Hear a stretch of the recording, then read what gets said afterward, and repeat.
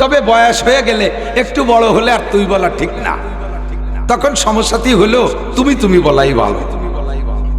আর বয়সে বড় হলে, সম্মানে বড় হলে, বয়সে বড় হোক আর না হোক, পদমর্যাদায় বড় হলে তাকে আপনা আপনি সম্বোধন করতে হয়। ফাঁকে একটু কয়ে যাই, অনেকে স্ত্রীর সাথেও তুই তুই কয়, বলেন সে বয়সে ছোট অথবা পদমর্যাদায় ছোট, আপনি বিটা হিসেবে একটা বেটু বহর আছে স্বামী হিসেবে, মহিলাকে এই বহরটা নাই, সেই খাতিরে তারা দুর্বল বলতে পারে। তবে তুই না বলে স্ত্রীকে তুমি সম্বোধনের ভাষা ব্যবহার করবেন, তাতে সন্তানরা সেখান থেকে ভাষা শেখে। মহিলার একটা ব্যক্তিগত মর্যাদা আছে, সন্তানদের সামনে যদি তুই তুই বলেন, যদিও প্রতিবাদ করতে পারে না, ভিতরে কিন্তু একটু কষ্ট পায়। আদরের সাথে স্নেহের সাথে তুমি বলবেন। ছাত্রদেরকে উস্তাদরা আপনা আপনি বলতে বলার অভ্যাস করানো ভালো, এটা প্র্যাকটিসের জন্য। না হয় কমপক্ষে তুমি। তার ভিতরে যদি ছাত্ররা বড় আলেম হয়ে যায়, তারা যদি বড় মাপের হয়ে যায়, তখন তাদের সাথে তুই তুই করে না বলে তুমি তুমি বলাই ভালো। বুঝলেন? আল্লাহু আকবার। এই জন্য মাঝে মাঝে ছোটদেরকে আমি স্নেহের সাথে তুমি বলবো। এই তুমিটা কিন্তু মুরব্বীরা না, মুরব্বীরা সবাই আপনি, সব মুরব্বীরা আপনি। সবাইকে মিলে আল্লাহ তাআলা জিজ্ঞেস করে, হে দুনিয়ার মানুষ, আমি কি তোমাকে কম দিয়েছি? সূরা আর রহমানের ভিতরে, সূরা আর রহমানের ভিতরে মাঝে মাঝে আছে, দেখছেন না? বেশ অনেকবার আছে, ফাবি আইয়ি আলাই রাব্বিকুমা তুকাজ্জিবান। শুনছেন না? শুনছেন? কোনদিন শুনছেন? শুনতে হয় কোয়ানে যে সে জায়গা কি যান মসজিদি, এমনি সময় সচরাচর হুজুররা এসব খুব একটা পড়ে না। রমজানে 30 পারা তারাবি পড়াইতে গেলে তো বলে, শুনছেন না? বড় সুন্দর লাগে। মারাজাল বাহরাইনি ইয়ালতাকিয়ান বাইনাহুমা বারযাকুল লা ইয়াবগিয়ান। দুইটা সাগর দুই দিক দিয়ে এসে এক জায়গা মিলে গেল। দুইটার পানি দুই রকম, একটার পানি ঘোলা আর একটার পানি কালো। দুইটি একসাথে যায়, এর কোনো পানির সাথে কোনো পানি মেশে না। পানিতে পানিতে মেশে কিন্তু কালারে মেশে না। মাঝখানে যে বেড়া, এই বেড়াটা কে দিয়েছে? এই বেড়াটা চোখ দিয়ে দেখা যায়? আল্লাহ কয়, আপনারা বলতে পারেন যে এই বেড়া চোখ দিয়ে দেখা যায় না, তা কিসির বেড়া? আল্লাহ পাক রব্বুল আলামিন বলেন, আরে আমার বানানো বেড়া তুই বুঝবি কি এরিয়া? মানুষের বানানো বেড়া চাই বোঝো না? এ কুত্তকে দাও। মানুষের বানানো বেড়া। আমি গেছি যশোর চৌগাছা মাহফিল করতে, তো একেবারে বর্ডারে ওই জায়গা দিয়া তার কাটা দেশে, যে জায়গা তার কাটার এ পাশে ইন্ডিয়ান জমি আছে। ইন্ডিয়ানরা ওই পাশে থেকে কার্ড দেখাইয়া বিএসএফ এর কাছ থেকে এই পাশে চাষবাস করতে আসে। তা আমি বাড়ির সাথে কথা বলতেছি, ফোনে কথা বলতেছি। তো কথা বলতে বলতে পটলের ক্ষেত, এ পাশে বাঙালিকেও পটলের ক্ষেত, পাশেই ইন্ডিয়ান পটলের ক্ষেত। বাংলাদেশি পটলের ক্ষেতে দাঁড়ায় দাঁড়ায় কথা বলতে বলতে হাঁটতে হাঁটতে ইন্ডিয়ার পটলের ক্ষেতের মধ্যে চলে গেছি। এর মধ্যে আর কথা যায় না, বন্ধ হয়ে গেছে। কি ব্যাপার? আবার এদিক সরিয়ে চলে আসছে, আবার কথা হয়। জিজ্ঞেস করলাম ঘটনা কি? ওই জমি হলো ইন্ডিয়ান জমি। এই নেটওয়ার্ক রে এমন বেড়াতেছে, যেই নেটওয়ার্ক বাংলাদেশি নেটওয়ার্ক ইন্ডিয়ার জমিনের ভিতরে যার সাথে সাথে বন্ধ হয়ে যায়।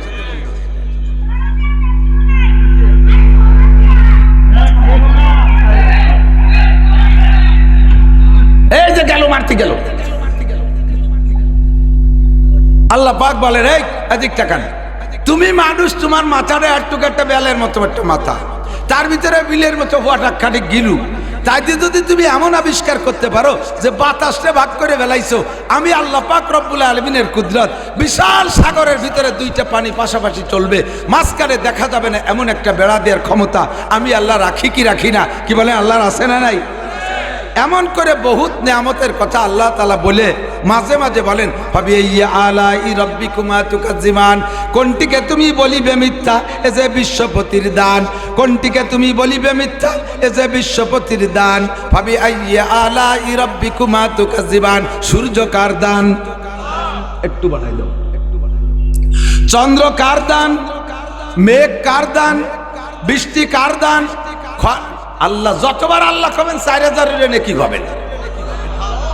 আরে মিয়া যাইয়ে তো চার দোকানে বসে হাসিনেরে উঠো খালেদারে ডুবো, খালেদারে উঠো হাসিনেরে ডুবো, এই আকামি করবানি বসে এ জায়গা বসে একটু ইনকাম করে যান। যতবার আল্লাহ বলবেন 4000 করে নেকি, কন্যা সুবহানাল্লাহ। আরে সুবহানাল্লাহ কইছেন খুশি হয়ে, জান্নাতের মধ্যে একটা গাছ লাগানো হয়ে গেছে। এ গাছের গোড়া উপর দিক, মাথা নিচের দিক, একটা ফলেও খুশা নাই, শুলিয়ে খাতি সময় নষ্ট হবে না। খালি হাঁটবেন আর কামড় দেবেন, খাবেন, তাও আলসেমির ঠেলায় কামড়াবেন না। বাপ ধরে বসে থাকবে, ফেরেশতার কাছে খাও না কে, কিডা ছেড়ে এই ছিড়াও বলে কষ্ট, এত আল্লাহ দবে আপনাকে ভেসতে গেলি। এই গাছগুলো পাবেন সুবহানাল্লাহর বদৌলতে। কিসের? লাগাই ফেলেন কয়টা? সুবহানাল্লাহ, সুবহানাল্লাহ, সুবহানাল্লাহ, সুবহানাল্লাহ, সুবহানাল্লাহ, সুবহানাল্লাহ, সুবহানাল্লাহ। অনেক গাছ লাগানো হয়ে গেছে। তবে শুদ্ধ হয়ে কবেন, হ্যাঁ দিক টাকান দল ধরে যখন জিকির করে তখন জিকির ভাগ হয়ে যায়। কাটিয়ে কাটিয়ে কি জিকিরের কোনো অস্তিত্ব, আল্লাহ আকবার, আল্লাহ আকবার, সুবহানাল্লাহ, সুবহানাল্লাহ, আলহামদুলিল্লাহ, আলহামদুলিল্লাহ। আল্লাহ কে চড় দে ফেলাই দাও, একই জিকির। সুবহানাল্লাহ। জান্নাতের মধ্যে গাছ লাগানো।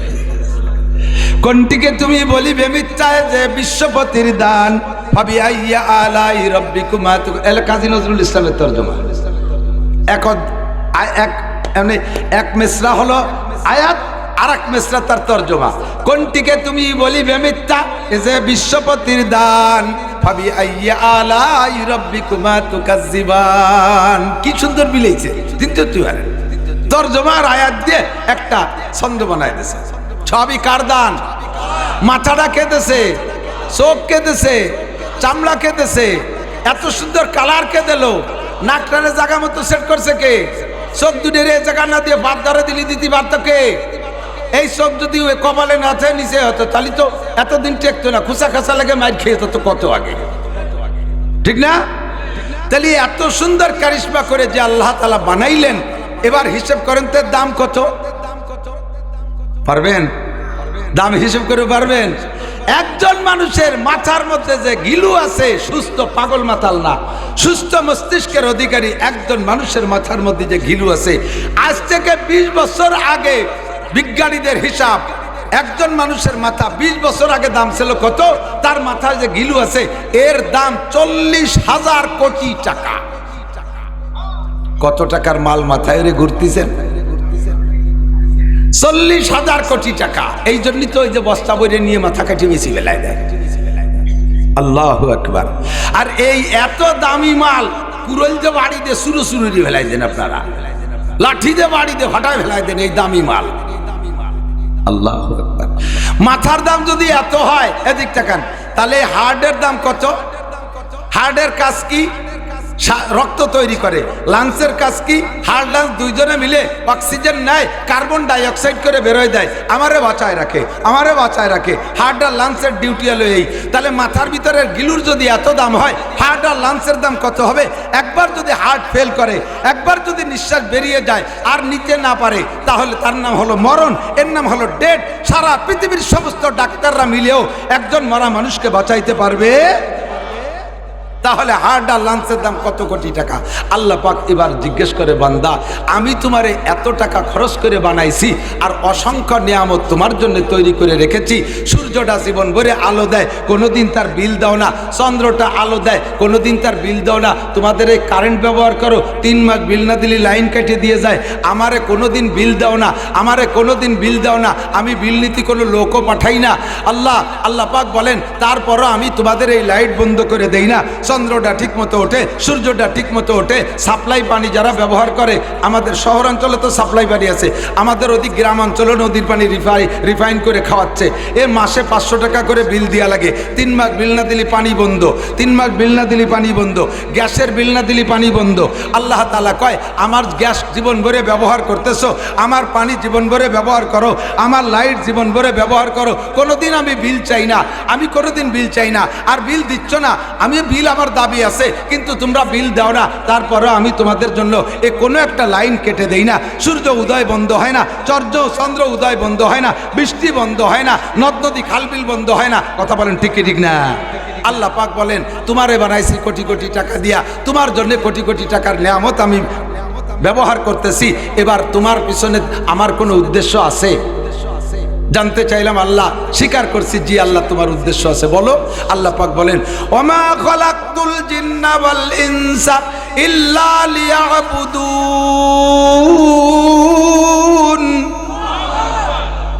সবাইরে বানাইছি তোমার খেদমতের জন্য।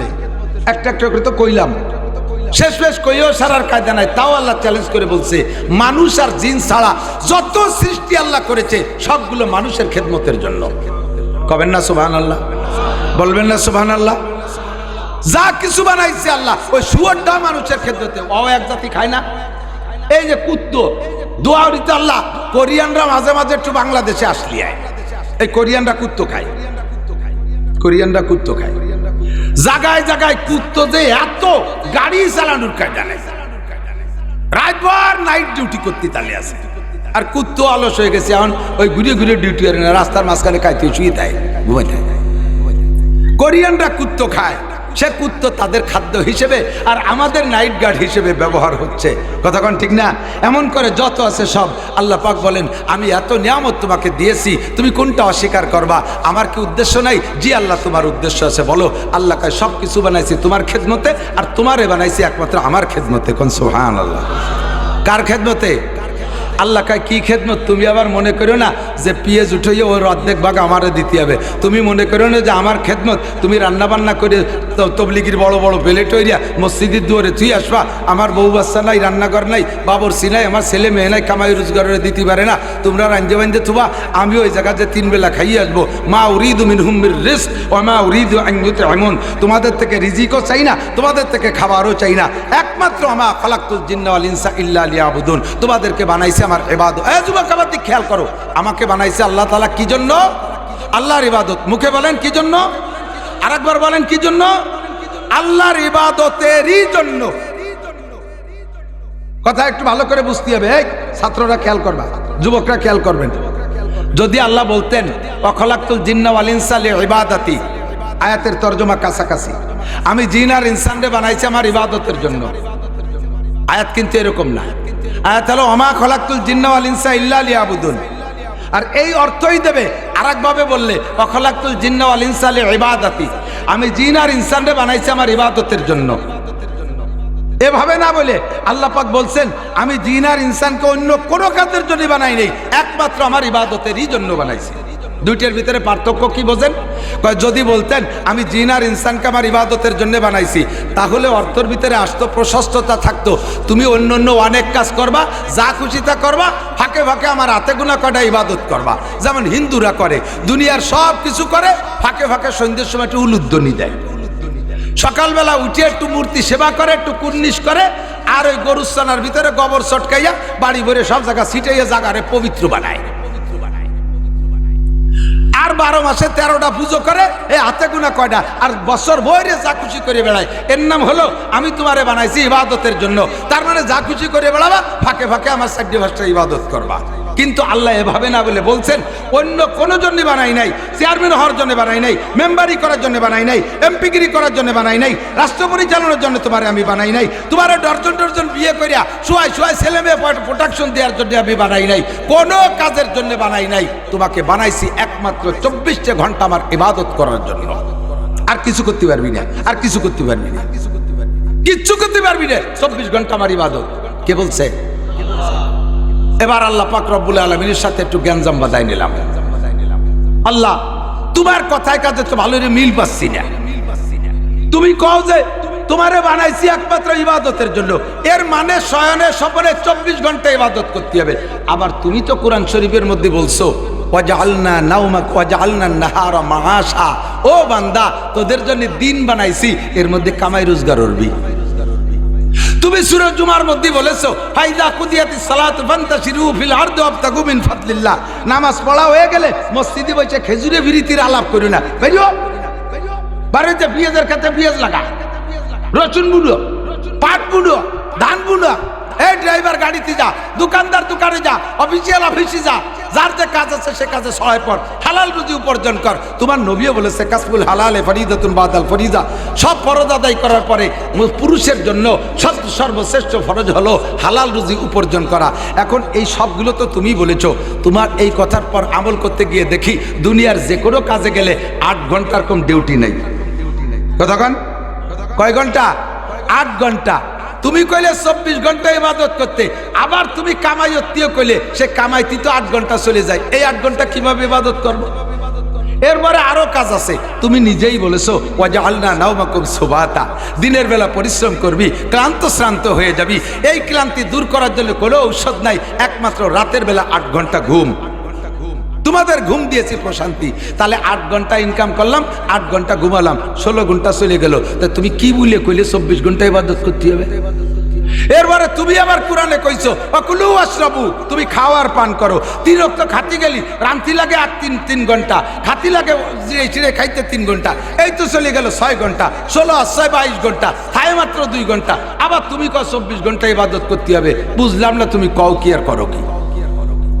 এরপরে তুমি আরো মেলা কাজ দিছো। তুমি বলছো ওয়ানকিহুল আয়ামা মিনকুম আস-সালিহিনা মিন ইবাদিকুম ওয়া ইমাইকুম ইয়াকুনু ফুকারা ইউগনিহিমুল্লাহু মিন ফাদলিহি। হে মুরব্বিরা, তোমাদের যুবকগুলোরে দামড়াগুলোরে বিয়ে দাও। এই বিয়ে দেশ না বলে দেশের আগান বাগান নষ্ট হয়ে বেড়াচ্ছে, দুনিয়ার ভাই এদের ডিস্টার্ব করতেছে, তাড়াতাড়ি আগে বিয়ে দাও। তোমরা আল্লাহ বিয়ে দেবো এসব অকর্মা, এই সমন্বয় আন্দোলন করিও, চাকরি পেলাম না। ওরা কয়েকজন মাত্র পদ পাইছে, আর আমরা তো সবই বেকার ঘুরে বেড়াচ্ছি। তাই এই ওয়াকালে বিয়ে দিয়ে এগুলো করি খাবে কি? আল্লাহ কাই ইয়াকুনু ফুকারা ইগনিহিমুল্লাহু মিন ফাদলিহি, বিয়ে দিয়ে দে, অভাব দূর করে দেবো আমি, ধনী বানাই দেবো আমি। কন্যা সুবহানাল্লাহ। তাহলে বিয়ে করতেও সময় লাগে, এবার বিয়ে করে তার বউ ছুঁয়ে এদিক ওদিক যান, ওর পিছনে তো সময় দেওয়া লাগে। এরপরে তো 1 বছর পর তো প্রোডাকশন শুরু হয়ে গেছে, জামাল কামাল লালটু বল্টু জুয়েল টুয়েল, 1.5 বছর 2 বছর 3 বছর পরে একটা ফুটকি তালে রয়েছে।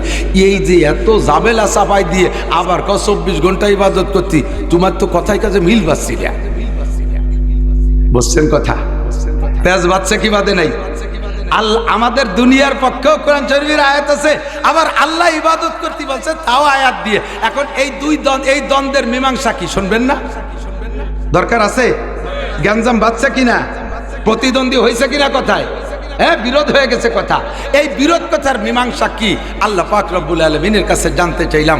আল্লাহকে কোনো সমস্যা নাই, এই বিরোধের সমাধান হলো মাত্র 2টা কথার ভিতরে। তোমার 24 ঘন্টার যা কিছু করবা, এই যা কিছু করবা সবগুলোরে ইবাদত বানানোর একটা ব্যবস্থা আছে।